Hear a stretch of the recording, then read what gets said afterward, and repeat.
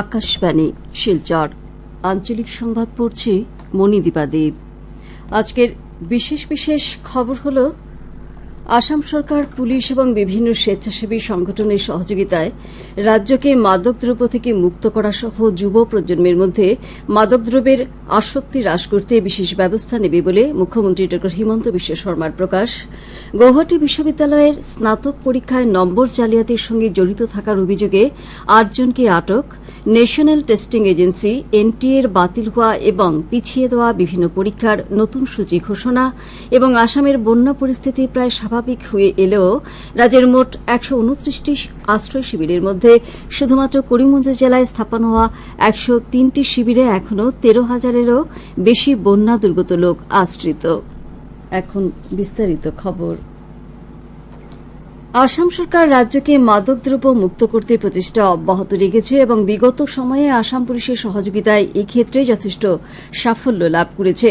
মুখ্যমন্ত্রী ড হিমন্ত বিশ্ব শর্মা আজ এ বিষয়ে জানিয়েছেন যে রাজ্য সরকার আসাম পুলিশ এবং বিভিন্ন স্বেচ্ছাসেবী সংগঠনের সহযোগিতায় রাজ্য থেকে মাদকদ্রব্য সরবরাহ এবং যুব প্রজন্মের মধ্যে মাদকদ্রব্যের প্রতি আসক্তি হ্রাস করার জন্য বিশেষ ব্যবস্থা গ্রহণ করেছে।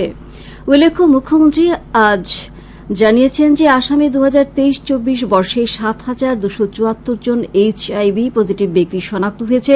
এদিকে শনাক্ত হওয়া লোকেদের মধ্যে ইনজেকশনের মাধ্যমে মাদকদ্রব্য গ্রহণ করা লোক প্রায় ৬৫% বলে প্রকাশ করা হয়েছে। মুখ্যমন্ত্রী ড শর্মা আজ এ বিষয়ে জানিয়ে আরও বলেছেন যে আসাম সরকার রাজ্যটিকে মাদকদ্রব্য মুক্ত করার প্রচেষ্টা অব্যাহত রেখেছে। তিনি বলেন যে মোট এইচআইভি পজিটিভ শনাক্ত হওয়া লোকেদের মধ্যে মাদকদ্রব্য গ্রহণ করার ফলে ৬৫% আক্রান্ত হওয়ার বিষয়টি উদ্বেগজনক। উল্লেখ্য, গত বছর সর্বভারতীয় পর্যায়ে এইচআইভি আক্রান্ত হয়ে ৩৫,৮৬৬ জন লোকের মৃত্যু হয়েছে এবং এর মধ্যে আসামে এই রোগে ৩৩৭ জনের মৃত্যু হয়েছে। অন্যদিকে গত বছরের তথ্য অনুযায়ী রাজ্যে ৩২,০০০-এরও বেশি লোকের দেহে এইচআইভি পজিটিভের ভাইরাস শনাক্ত হয়েছে। বর্তমানে সমগ্র দেশে এই সংখ্যা ২৫,৪৪,৩৬৪ বলে পরিসংখ্যানে জানা গেছে। প্রধানমন্ত্রী নরেন্দ্র মোদী আগামীকাল বেলা ১১টায় আকাশবাণীর মন কি বাত অনুষ্ঠানের মাধ্যমে দেশ বিদেশের জনসাধারণের সঙ্গে মত বিনিময় করবেন। এটি হবে এই অনুষ্ঠানের ১১১তম পর্ব। এছাড়া শ্রী মোদীর কেন্দ্রে পরপর তৃতীয়বারের জন্য কার্যভার গ্রহণ করার পর এটি হবে এই অনুষ্ঠানের প্রথম পর্ব। আকাশবাণী দূরদর্শনের সবকটি নেটওয়ার্ক সহ আকাশবাণীর ওয়েবসাইট এবং নিউজ অন এআইআর মোবাইল অ্যাপের মাধ্যমেও এই অনুষ্ঠান প্রচার করা হবে। আকাশবাণী দূরদর্শন ছাড়াও প্রধানমন্ত্রীর কার্যালয় এবং তথ্য সম্প্রচার মন্ত্রণালয়ের ইউটিউব চ্যানেল যুগেও এই অনুষ্ঠান প্রচার করা হবে। আকাশবাণীতে প্রধানমন্ত্রীর এই অনুষ্ঠান সরাসরি প্রচার হওয়ার অব্যবহিত পরই এই অনুষ্ঠানের আঞ্চলিক অনুবাদ প্রচার করা হবে। ন্যাশনাল টেস্টিং এজেন্সি এনটিএ বাতিল হওয়া এবং পিছিয়ে দেওয়া বিভিন্ন পরীক্ষার নতুন সূচি ঘোষণা করেছে। সংস্থার জারি করা এক বিজ্ঞপ্তিতে বলা হয়েছে যে বিশ্ববিদ্যালয় মঞ্জুরি কমিশনের জাতীয় যোগ্যতা নিরূপণ পরীক্ষা ইউজিসি নেট জুন ২০২৪ আগামী ২১শে আগস্ট থেকে ৪ঠা সেপ্টেম্বরের মধ্যে অনুষ্ঠিত হবে। গত ১৮ জুন এই পরীক্ষা অনুষ্ঠিত হওয়ার পর কেন্দ্রীয় শিক্ষা মন্ত্রণালয় ওই পরীক্ষা সম্পর্কে বিভিন্ন অভিযোগ লাভ করে এরপরই পরীক্ষা বাতিল বলে ঘোষণা করা হয়েছিল। অন্যদিকে সতর্কতামূলক ব্যবস্থা হিসেবে স্থগিত রাখার সংযুক্ত সিএসআইআর ইউজিসি নেট জুন ২০২৪-২৫ আগামী ২৭শে জুলাই অনুষ্ঠিত হবে বলে সংস্থা ঘোষণা করেছে। অনুরূপভাবে ৪ বছরব্যাপী সংহত শিক্ষক শিক্ষা কার্যসূচি আইটিইপি-তে নাম ভর্তির জন্য জাতীয় যুগ্ম প্রবেশ পরীক্ষা এনসিইটি আগামী ১০ জুলাই অনুষ্ঠিত হবে। এই পরীক্ষাও বিভিন্ন কারণে পিছিয়ে দেওয়া হয়েছিল। এনটিএ জানিয়েছে যে সর্বভারতীয় আয়ুষ স্নাতকোত্তর প্রবেশ পরীক্ষা পূর্ব নির্ধারিত সূচি অনুযায়ী আগামী ৬ জুলাই অনুষ্ঠিত হবে। বিস্তারিত বিবরণের জন্য সংস্থার ওয়েবসাইট পরিদর্শন করতে বলা হয়েছে। গৌহাটি বিশ্ববিদ্যালয়ের সংঘটিত স্নাতক পরীক্ষার নম্বর জালিয়াতিতে জড়িত থাকার অভিযোগে আসাম পুলিশের অনুসন্ধান বিভাগ এবং বরপেটা রুট পুলিশ যৌথভাবে ৮ জনকে আটক করেছে। ধৃতদের বরপেটা, ধুবড়ী এবং গৌহাটি থেকে আটক করা হয়েছে। বর্তমানে তাদের বরপেটা রোড থানায় জিজ্ঞাসাবাদ করা হচ্ছে, তবে পুলিশ এখনও এ সম্পর্কে কোনো ধরনের তথ্য প্রকাশ করেনি। চাপাতার গুণগত মান পরীক্ষা করতে রাজ্য সরকারের উদ্যোগে আজ প্রথম ভ্রাম্যমাণ পরীক্ষণ বাহনটি চালু করা হয়েছে। রাজ্যের শিল্প, বাণিজ্য ও সরকারি প্রতিষ্ঠান বিভাগের মন্ত্রী বিমল বরা চড়াইদহ জেলার মথুরাপুর চা বাগানে এই পরীক্ষণ বাহনের আনুষ্ঠানিক উদ্বোধন করেছেন। কৃষি বিভাগের পক্ষ থেকে জানানো হয়েছে যে এই বাহনটি কৃষকদের বেশ কয়েকটি দিকে লাভবান করবে। প্রথমত, এই পরীক্ষণের সুবিধা ভারতের খাদ্য সুরক্ষা এবং খাদ্যের মানকে সংশ্লিষ্ট কর্তৃপক্ষের নির্ধারণ করে দেওয়া নিয়মের 100% মেনে চলার বিষয়টি নিশ্চিত করবে। দ্বিতীয়ত, সবুজ চাপাতা এবং প্রক্রিয়াকৃত চাপাতার উচিত মূল্য লাভের ক্ষেত্রেও তা সহায়ক হবে। পরীক্ষণ বাহনটি আসামের চায়ের রপ্তানি বৃদ্ধির ক্ষেত্রে সহায়তা করবে বলে আশা করা হচ্ছে। যোরহাটের সেনা ছাউনিতে গত বছরের গ্রেনেড নিক্ষেপের ঘটনার সঙ্গে জড়িত 3 অভিযুক্তকে আজ জাতীয় তদন্তকারী সংস্থা এনআইএর আদালতে হাজির করা হয়েছে। অভিযুক্তরা হলেন বিপ্লব বড়ুয়া, বিরাজ কাছারি এবং অচ্যুত গগৈ। আজ এই 3 জনকে আদালতে হাজির করে মামলার প্রতিলিপি প্রদান করা হয়।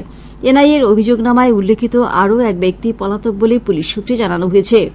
উল্লেখ্য, জাতীয় তদন্তকারী সংস্থা গত বুধবার উগ্রপন্থী সংগঠন আলফার এই 4 জন সদস্য গত বছর যোরহাটের একটি সামরিক ঘাঁটিতে গ্রেনেড নিক্ষেপ করেছিল বলে তাদের বিরুদ্ধে অভিযোগনামা দাখিল করেছিল।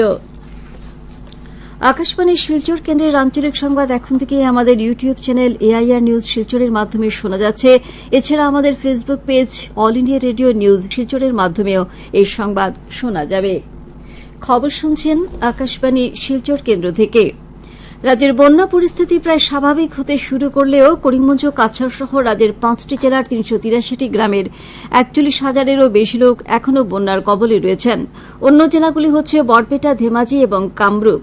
129টি ত্রাণ শিবিরে 14,000-এরও বেশি লোক আশ্রয় নিয়ে রয়েছেন। এর মধ্যে করিমগঞ্জ জেলায় স্থাপন করা সর্বাধিক 103টি আশ্রয় শিবিরে 13,000-এরও বেশি লোক আশ্রয় নিয়ে আছেন। করিমগঞ্জ ছাড়াও কাছাড়, কামরূপ, বরপেটা ও ধেমাজি জেলার বিভিন্ন অঞ্চল এখনও প্লাবিত হয়ে রয়েছে। এবারের বন্যায় প্রায় 85,000 পশুধনের ক্ষতি হয়েছে। টি-20 ক্রিকেট বিশ্বকাপের ফাইনালে আজ ভারত দক্ষিণ আফ্রিকার মুখোমুখি হবে। আজ ব্রিজটাউন, বারবাডোজে আয়োজিত বিশ্বকাপ ফাইনাল রাত 8টায় শুরু হবে।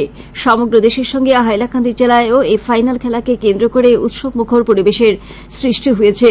জেলার বিদ্যালয়গুলির ছাত্রছাত্রীরা ভারত যাতে ফাইনালে জয়লাভ করতে পারে সেজন্য প্রার্থনা করা সহ অধীর আগ্রহ নিয়ে খেলা শুরু হওয়া পর্যন্ত অপেক্ষায় রয়েছে।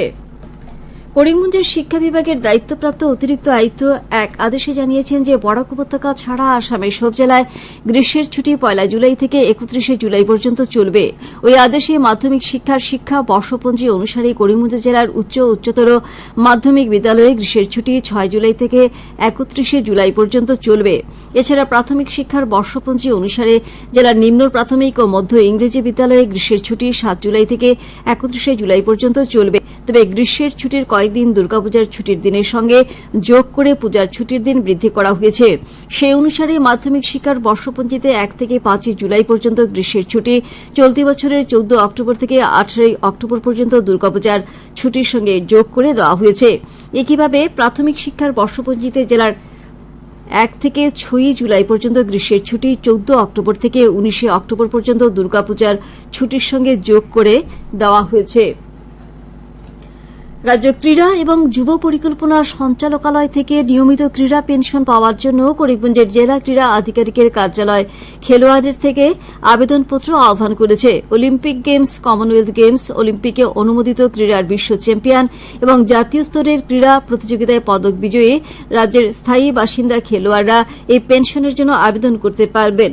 ক্রীড়া পেনশন লাভে ইচ্ছুক প্রার্থীদের নির্ধারিত ফরম্যাটে করিমগঞ্জের জেলা ক্রীড়া কার্যালয়ে আগামী 10 জুলাইয়ের মধ্যে আবেদন করতে হবে। শেষ করার আগে খবরের বিশেষ অংশগুলো আবার পড়ছে। আসাম সরকার, পুলিশ এবং বিভিন্ন স্বেচ্ছাসেবী সংগঠনের সহযোগিতায় রাজ্যকে মাদকদ্রব্য থেকে মুক্ত করা সহ যুব প্রজন্মের মধ্যে মাদকদ্রব্যের আসক্তি হ্রাস করতে বিশেষ ব্যবস্থা নেবে বলে মুখ্যমন্ত্রী ড হিমন্ত বিশ্ব শর্মার প্রকাশ।